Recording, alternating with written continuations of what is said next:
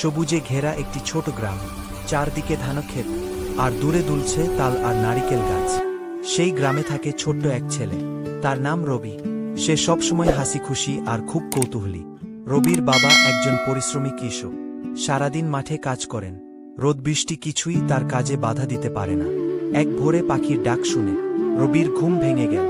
জানালা খুলে রবি দেখল লালকমলা আকাশ, আর উঠছে অনেক পাখি। রবি দৌড়ে বাবার কাছে গিয়ে বলল, বাবা, আজ আমাকে মাঠে নিয়ে চল।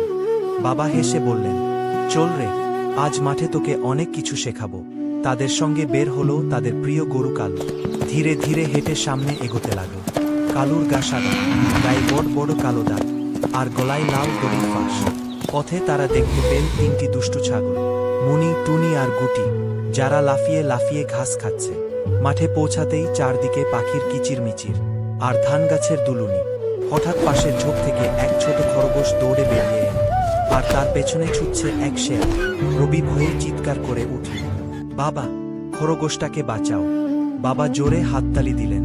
চারদিকে গমগম শব্দ, পাখিরা উড়ে গেল, ছাগলগুলো ডেকে উঠল, আর কালু জোরে হাম্বা করে ডাক দিল। ভয়ে শেয়াল দৌড়ে পালিয়ে গেল, আর খরগোশটি নিরাপদে ঝোপে লুকিয়ে পড়ল। রবি বুঝতে পারল, সবাই একসাথে থাকলে বড় বিপদও ছোট হয়ে যায়। বাবা মাঠে কাজ শুরু করলেন। রবি পাশে বসে পাখি গুনতে আর ছাগলদের সঙ্গে খেলতে লাগল। হঠাৎ রবি দেখল এক ছোট পাখি মাটিতে পড়ে আছে, ও উঠতে পারছে না।